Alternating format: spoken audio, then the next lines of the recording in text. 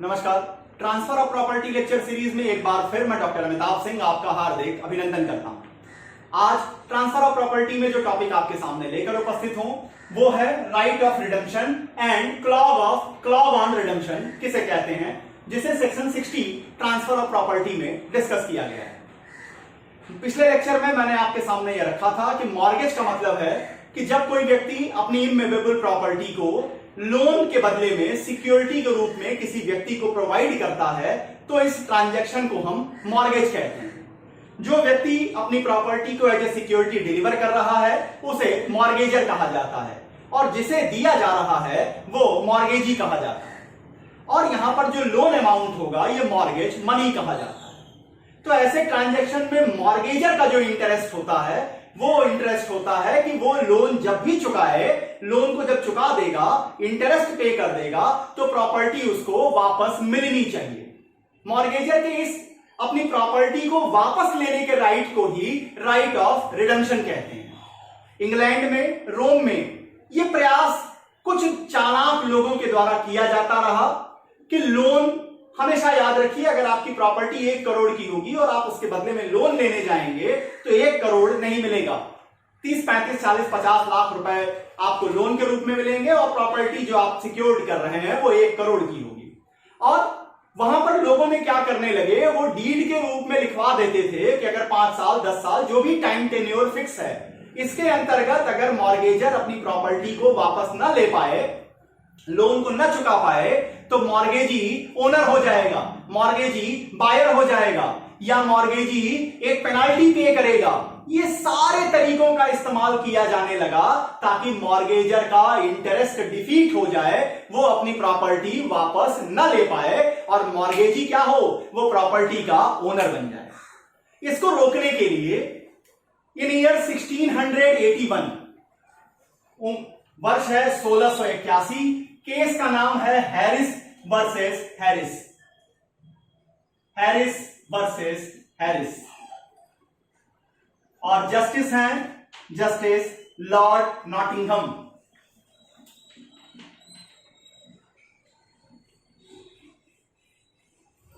Justice Lord Nottingham, Lord Nottingham ने एक proverb discuss किया, once a mortgage always a mortgage.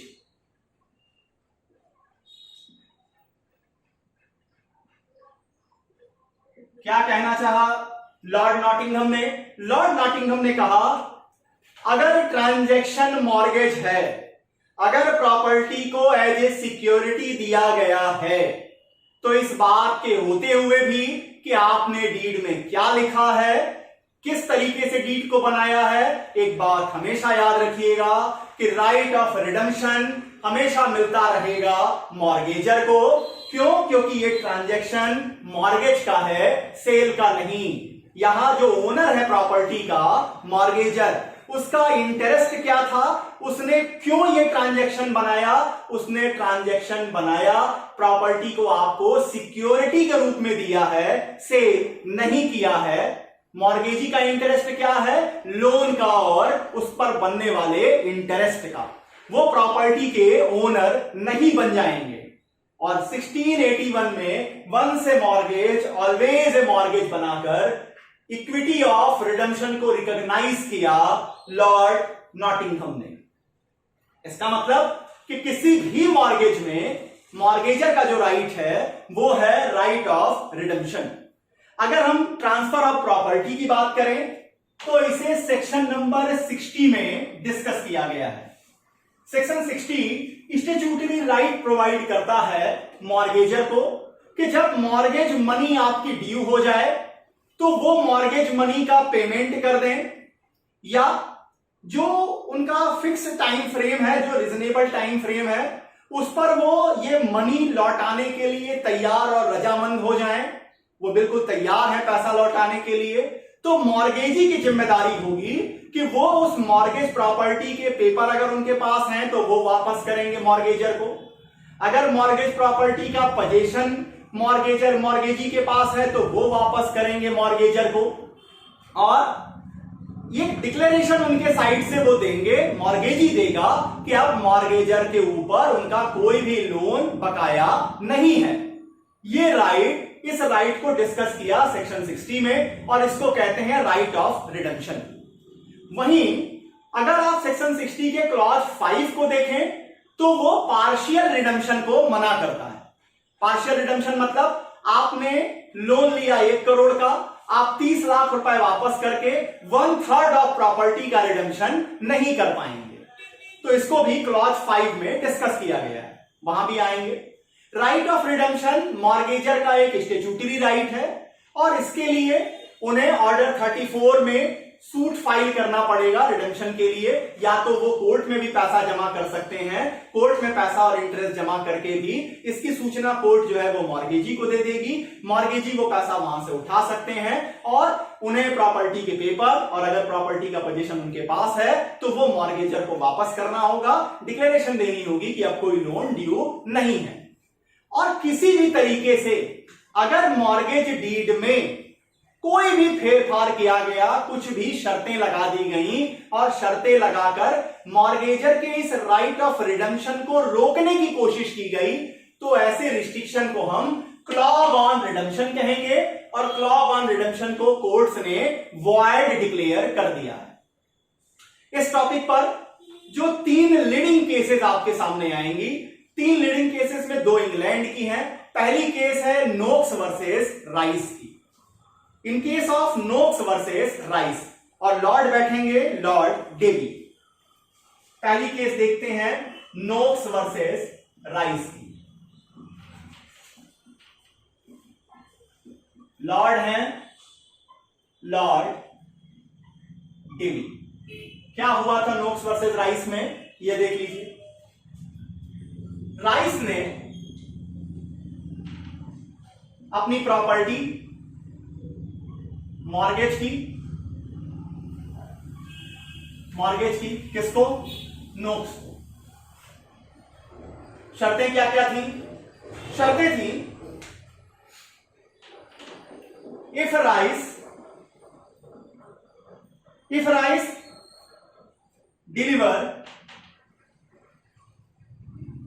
delivered all loan plus interest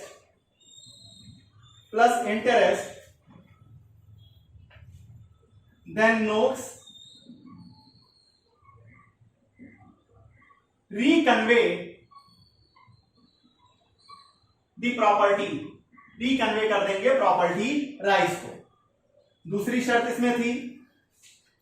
अब यहां पर दूसरी शर्त पे ध्यान दीजिएगा, लिखा कि rice can't sell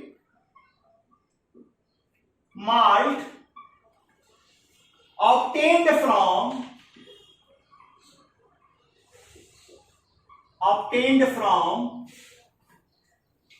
other suppliers than Noakes। मतलब नोक्स से जो माल्ट मिलेगा, राइस सिर्फ वही माल्ट बेच सकेंगे, नोक्स के अलावा किसी और सप्लायर से कोई भी माल्ट राइस नहीं बेच सकेंगे। और इसके साथ रहा कि ये रिस्ट्रिक्शन जो होगा वो कब तक रहेगा, कहता है ड्यूरिंग टेन्योर ऑफ मॉर्गेज, जब तक, और तीसरा सच restriction will apply till mortgage time irrespective of the fact कि आपने लोन चुका दिया है, आपने इंटरेस्ट चुका दिया है। अब हुआ क्या, समझिए। राइस ने अपनी प्रॉपर्टी को मॉर्गेज किया नोक्स के यहां। शर्तें क्या आई कि राइस जब लोन चुका देंगे, इंटरेस्ट चुका देंगे, नोक्स प्रॉपर्टी वापस कर देंगे। मतलब राइस का राइट ऑफ रिडेम्पशन बना हुआ है। दूसरी ओर कहा गया कि राइस नोक्स से जितना भी माल्ट मिलेगा वही माल्ट वो बेच सकेंगे, किसी और सप्लायर का माल्ट वो नहीं बेच पाएंगे। और जितने दिन का ये मॉर्गेज पीरियड है, जितने दिन के लिए मॉर्गेज डीड बनाई जा रही है, उतने दिन तक राइस को सिर्फ और सिर्फ नोक्स का ही माल्ट बेचना पड़ेगा, किसी और सप्लायर का वो नहीं बेच सकते, भले ही उन्होंने लोन चुका दिया हो, भले ही उन्होंने इंटरेस्ट चुका दिया। अब विवाद हुआ, राइस ने पैसा चुका दिया, इंटरेस्ट चुका दिया, इसके बाद भी नोक्स बाइंड करने लगे राइस को अपना माल्ट बेचने के लिए। मामला पहुंचा लॉर्ड डेवी के सामने, नोक्स वर्सेस राइस में, और वहां पर लॉर्ड डेवी ने इस रिस्ट्रिक्शन को, रिस्ट्रिक्शन इक्वल टू क्लॉग माना कि ये राइट ऑफ रिडम्पशन पे, राइट ऑफ रिडम्पशन पे क्लॉग है, और इसको उन्होंने वॉइड डिक्लेयर कर दिया। जस्टिस डेवी ने कहा कि ऐसा कोई भी अगर आपने उस इंस्ट्रूमेंट में, उस डीड में ऐसा कोई प्रोविजन लिखा है जो प्रोविजन मॉर्गेजर को अपनी प्रॉपर्टी को वापस लेने के राइट पर रिस्ट्रिक्शन लगाता है, तो वो रिस्ट्रिक्शन हम वॉइड डिक्लेयर करेंगे, उसे हम क्लॉग ऑन रिडम्पशन कहेंगे, और क्लॉग ऑन रिडम्पशन वॉइड माना जाएगा। पहली केस आई नोक्स वर्सेस राइस की। अब इसके बाद जो सेकंड इंपॉर्टेंट केस आती है, जिसे आपको इस आंसर को लिखते समय हर हालत में लिखना होगा, केस का नाम है Kreglinger versus New Patagonia meats and cold storage company. आते हैं कि आखिर उस केस में क्या हुआ था। Number second, Kreglinger versus New Patagonia meat and cold storage company limited.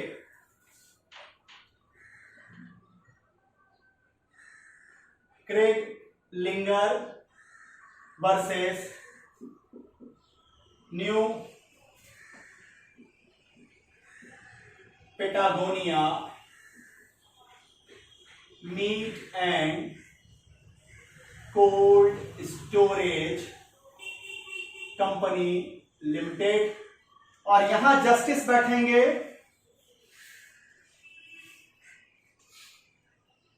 यहां पर जो जज आएंगे उनका नाम है justice Parker.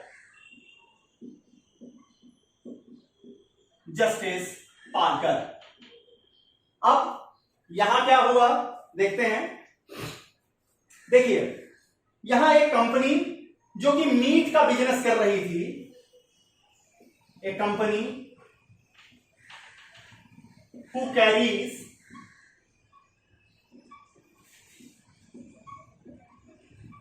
Business of meat, उन्होंने क्या किया, लोन लिया, borrowed 10,000 pound in August 1910 from firm of wool brokers on an interest of, at the interest of 6% annum। यहां शर्तें क्या क्या थी? शर्तें थी, इफ इंटरेस्ट एक्चुअली पेड, पहली शर्त, if interest actually paid, the amount of loan was not to be called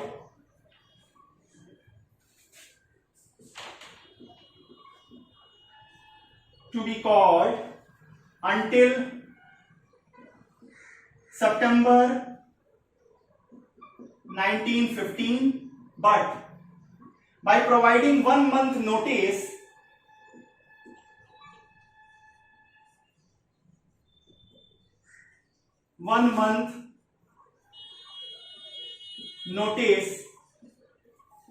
mortgager may redeem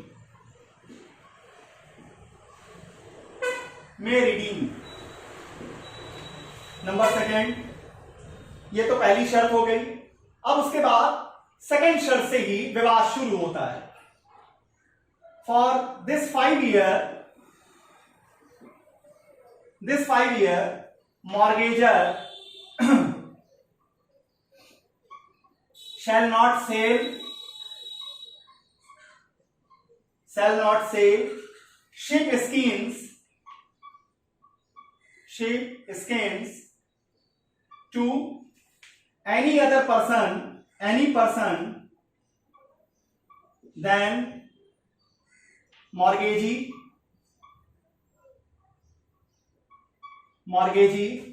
so long as mortgagee ready to pay best price।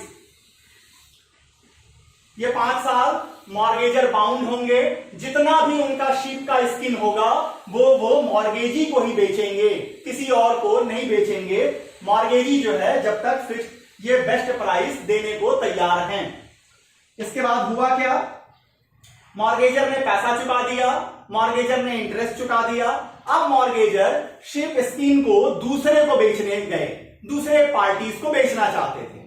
यहां मॉर्गेजी ने क्लेम किया कि आप ऐसा नहीं कर सकते क्योंकि एग्रीमेंट में लिखा हुआ है। मामला पहुंचा Kreglinger versus New Patagonia meat and cold storage company का। जस्टिस आए जस्टिस पार्कर ने नोक्स वर्सेस राइस के डिसीजन से हट करके दूसरा डिसीजन लिया। जस्टिस पार्कर ने कहा कि यहां जो शर्त लगाई गई है 5 साल तक सिर्फ और सिर्फ आप शिप की स्किन मॉर्गेजी को ही बेचेंगे, ये क्लॉज ऑन रिडम्पशन नहीं है, ये कोलेटरल है। ये क्या है, इसे उन्होंने कोलेटरल माना और कहा कि जब तक कोलेटरल अनरीजनेबल नहीं होगा, जब तक कोलेटरल पब्लिक पॉलिसी के खिलाफ में नहीं होगा, तब तक उसे हम वैलिड मानेंगे। कोलेटरल को डिफाइन करते हुए जस्टिस पार्कर ने यह कहा कि आखिर आपको लोन क्यों दिया जाए। ठीक है कि आप प्रॉपर्टी को एज ए सिक्योरिटी दे रहे हैं, लेकिन जो आदमी पैसा प्रोवाइड कर रहा है, जो 10,000 पाउंड अपने दे रहा है आपको, वो एक रिस्क तो ले रहा है। तो वो रिस्क क्यों ले रहा है, उसे एक साथ में बेनिफिट दिखाई दे रही है कि वो 5 साल तक एक सिंगल बायर होके रहेगा, जितनी भी शिप स्किन आपके यहां प्रोड्यूस होगी। तो इसको मैं क्लॉज ऑन रिडेम्पशन नहीं मानता, इसको जस्टिस पार्कर ने कोलेटरल माना और वैलिड डिक्लेयर कर दिया। तो मतलब इंग्लैंड में ये कॉन्सेप्ट निकल के आ रहा है 2 केसेस के बाद, नोक्स वर्सेस राइस और क्रेगलिंगर के केस के बाद, कि अगर आप क्लॉज लगाएंगे, रिडेम्पशन के ऊपर क्लॉज लगाएंगे तो वो जो है वॉइड हो जाएगा। लेकिन अगर आप किसी भी तरह का कोलेटरल यूज कर रहे हैं, जो कोलेटरल अनरीजनेबल नहीं है, पब्लिक पॉलिसी के खिलाफ में नहीं है, मैलाफाइड इंटेंशन के से नहीं है, वहां पर वो कोलेटरल सर्वाइव कर जाएगा। अब आते हैं प्रिवी काउंसिल की केस शेर खान वर्सेस स्वामी दयाल की।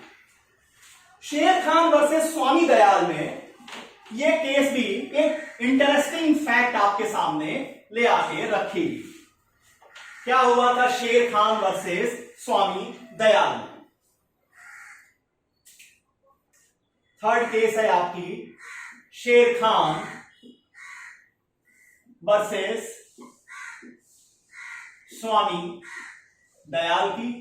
प्रिवी काउंसिल का जजमेंट है।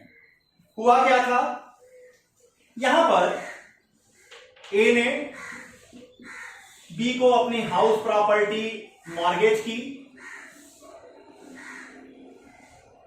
यहां रिस्ट्रिक्शन था, रिस्ट्रिक्शन क्या था, रिस्ट्रिक्शन था if mortgagor fail to pay loan within 5 years, then he will not redeem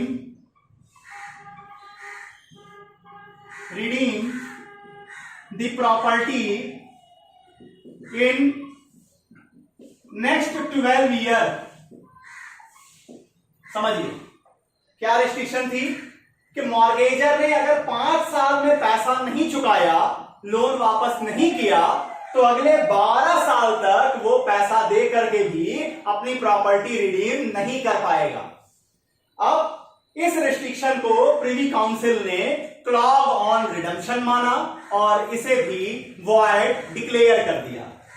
privy Council declared such restriction as clause on redemption और इसे उन्होंने डिक्लेयर कर दिया वॉइड, कि वॉइड है, ऐसी शर्त आप नहीं लगा सकते। रिडम्पशन का राइट मॉर्गेजर का बना रहेगा 5 साल के बाद भी। वो अगर 6वें साल में भी पैसा दे देता है तो वो पैसा देकर अपनी प्रॉपर्टी को रिडीम कर पाएगा। अब आते हैं कि आखिर क्या क्लॉज ऑन रिडम्पशन को क्या कुछ ऐसे पैरामीटर बनाए गए हैं कि कौन कौन से रिस्ट्रिक्शंस को कोर्ट ने क्लॉज ऑन रिडम्पशन माना है। तो जी हां, बनाए गए हैं कुछ रिस्ट्रिक्शंस, जहां कुछ स्पेसिफाई बना दिया गया है कि अगर ऐसी चीजें चलेंगी तो उसे हम क्लॉज ऑन रिडम्पशन मानेंगे। देखते हैं clause on redemption. Clause on redemption कहने का मतलब मॉर्गेजर के रिडम्पशन के राइट को अगर आपने अनरीजनेबल तरीके से रोकने की कोशिश की है, मॉर्गेजी ने कुछ भी मॉर्गेज डीड में लिख करके कोई प्रोविजन बना करके, तो उसे कोर्ट वॉइड डिक्लेयर कर देगी। मॉर्गेजर का राइट बना रहेगा प्रॉपर्टी को रिडीम करने का। कौन कौन से हैं अब देखिए। क्लॉज ऑन रिडम्पशन, एक एक आपको एग्जांपल देके क्लियर कर देता हूं। पहला है,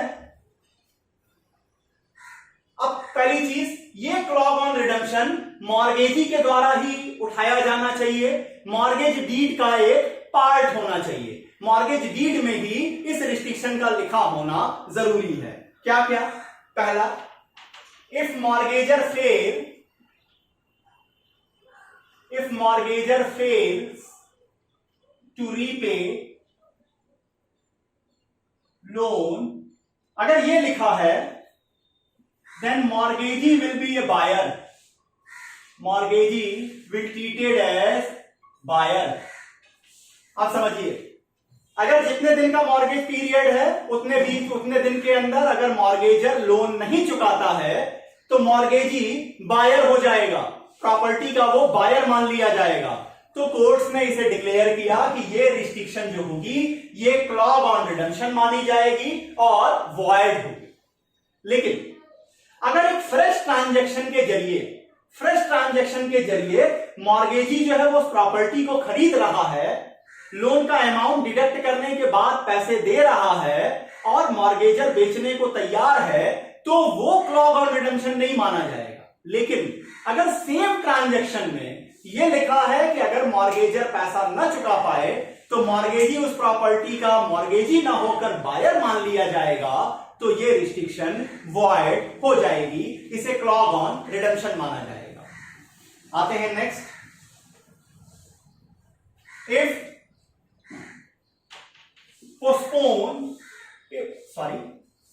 right of redemption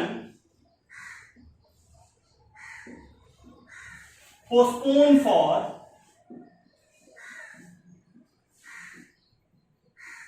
a long period, जैसा शेर खान के केस में हुआ था कि 5 साल में नहीं दे पाए तो अगले 12 साल तक आप रिडीम नहीं कर पाएंगे।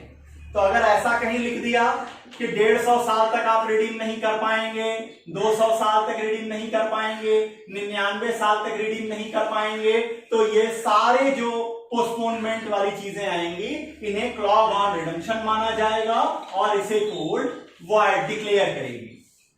नंबर थर्ड कहता है कि रिस्ट्रिक्शन क्या है, restrict the mortgagor to sell his property. अगर मॉर्गेज डीड मॉर्गेजर के सेल करने के राइट को रिस्ट्रिक्ट कर रही है तो वो भी क्लॉग ऑन रिडम्पशन माना जाएगा। क्यों?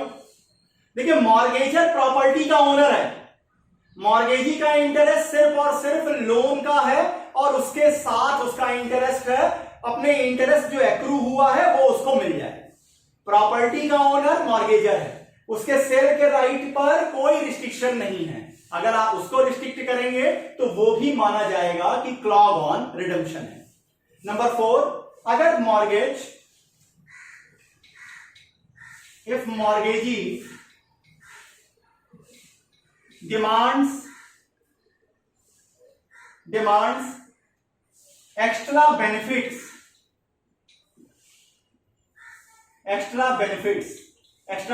कैसे? क्रेगलिंगर के केस में हमने आपने देखा कि उन्होंने कहा कि 5 साल तक जितनी भी शिप की स्कीम आप निकालेंगे वो सिर्फ आप हम ही को बेचेंगे, लोन तो हमारा वापस करेंगे ही करेंगे, इंटरेस्ट तो हमें देंगे ही देंगे, साथ में एक एक्स्ट्रा बेनिफिट भी हमें चाहिए। तो एक्स्ट्रा बेनिफिट में क्या होगा? In India it is void, but in England Kreglinger के केस के बाद वैलिड है, वहां पर आप एक्स्ट्रा बेनिफिट डिमांड कर सकते हैं, भारत में नहीं कर पाएंगे। और number 5, if there is a provision to pay penalty in case of failure in payment of loan।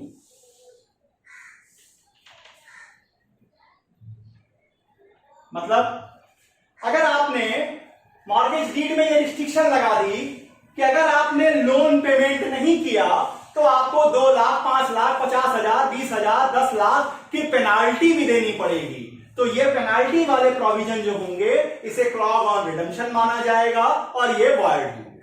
तो चाहे इसमें से कोई भी रिस्ट्रिक्शन या इसके अलावा भी अगर कोई आप ऐसी शर्त लगा रहे हैं जो अनरीजनेबल है, जो मैलाफाइड इंटेंशन के साथ है और जिसका उद्देश्य सिर्फ और सिर्फ मॉर्गेजर के रिडीम करने के, अपनी प्रॉपर्टी के रिडीम करने के राइट को रोकना है, तो उसे कोर्ट क्लॉग ऑन रिडम्पशन मानेगी और क्लॉग वॉइड डिक्लेयर होगा और हमेशा ही रिडम्पशन का पावर बना रहेगा मॉर्गेजर के पास।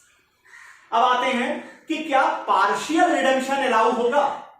पार्शियल रिडम्पशन को रिस्ट्रिक्ट करता है पैरा नंबर 5 सेक्शन नंबर 16। क्या कहता है? पार्शियल रिडम्पशन कहते किसे हैं? एक एग्जांपल के जरिए आपको पार्शियल रिडम्पशन समझाता हूं जिसे मना किया गया।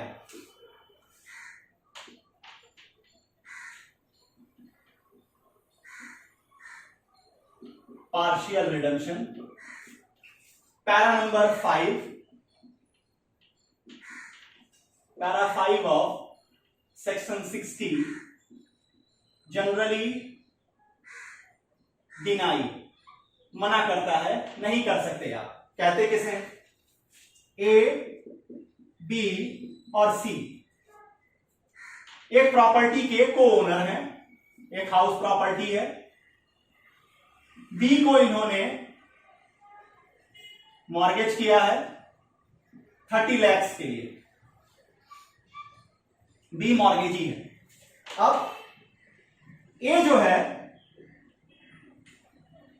रेडी टू पे 10 lakhs and ask for redemption of his portion। ए अपना हिस्सा देने को तैयार है, या बी अपना हिस्सा देने को तैयार है, या सी अपना 10 लाख देने को तैयार है, और बी से कह रहे हैं, सॉरी यहां पर भी बी आ गए हैं, जेड है, ए बी सी ने हाउस प्रॉपर्टी को 30 लाख रुपए के लिए जेड के यहां मॉर्गेज किया। अब ए या तो रेडी है 10 लाख देने के लिए, या बी रेडी है 10 लाख देने के लिए, या सी रेडी है 10 लाख रुपए अपना पे करके जेड से डिमांड कर रहे हैं कि 1/3 जो हमारी प्रॉपर्टी का पोर्शन है वो आप हमें रिडीम करा दीजिए। तो सेक्शन 60 पैरा नंबर 5 सेक्शन 60 का 5 जो है वो इसे रिस्ट्रिक्ट कर देता है कि पार्शियल रिडम्पशन अलाउ नहीं किया जाएगा। क्यों नहीं अलाउ करेंगे? देखिए, प्रॉपर्टी की इंडिविजुअलिटी को भी हमें इंपॉर्टेंस देनी है और साथ ही साथ ये जो मॉर्गेजी है इसने कोई ऑफेंस नहीं किया है लोन देकर के, इसने मॉर्गेजर की मदद की है, तो मॉर्गेजी के इंटरेस्ट को भी प्रोटेक्ट करना है। लॉ हमेशा केवल एक आदमी के इंटरेस्ट को प्रोटेक्ट नहीं करेगा। अगर लॉ मॉर्गेजर को रिडम्पशन के अनगिनत मौके दे रहा है तो वहीं मॉर्गेजी के भी पैसों को सुरक्षित रखने की जिम्मेदारी लॉ की है। तो सेक्शन 60 पैरा 5 ये बात स्पष्ट कहता है कि पार्शियल रिडम्पशन अलाउ नहीं किया जाएगा। इसका सिर्फ एक एक्सेप्शन है, जब मॉर्गेजी खुद भी एक शेयर होल्डर हो जाए प्रॉपर्टी में, अगर वो भी एक शेयर होल्डर है प्रॉपर्टी में, तब पार्शियल रिडम्पशन अलाउ होगा। Otherwise generally partial redemption allow नहीं किया जाएगा। तो पार्शियल रिडम्पशन मींस जहां एक से ज्यादा मॉर्गेजर हैं और वो पूरा पैसा न देकर सिर्फ अपना हिस्सा दे करके अपने हिस्से का रिडम्पशन करना चाहें तो उसे नहीं करने दिया जाएगा। इतनी बातें redemption and clause on redemption के लिए मैंने आपके सामने रखी। उम्मीद करता हूं नोक्स के केस से लिए दिए, केरलिंकर के केस को समझाते हुए, शेर खान को समझाते हुए, क्लॉज ऑन रिडम्पशन समझाते हुए पार्शियल रिडम्पशन को क्लियर करने में मेरा प्रयास मैं अपनी ओर से सफल रहा हूं। अगर आपको मेरा प्रयास पसंद आ रहा है तो इस चैनल को सब्सक्राइब कीजिए, इस परिवार को और तेजी से बड़ा बनाते जाइए। आपके कमेंट्स के लिए आपका इंतजार रहेगा। आपके कमेंट बॉक्स में अपने कमेंट दीजिए, उसका हमेशा ही इंतजार रहेगा। अगला जो टॉपिक आपके सामने transfer of property lecture series में लेके आऊंगा वो 3 सेक्शंस को मिला के है। सेक्शन नंबर 73 में डॉक्ट्रिन ऑफ सब्स्टिट्यूटेड मॉर्गेज किसे कहते हैं, और इसके साथ साथ सेक्शन नंबर 81 में मार्शलिंग किसे कहते हैं, और सेक्शन 82 में कंट्रीब्यूशन का कॉन्सेप्ट क्या है, ये लेकर आपके सामने उपस्थित हूंगा। तब तक के लिए बहुत बहुत धन्यवाद। नमस्कार।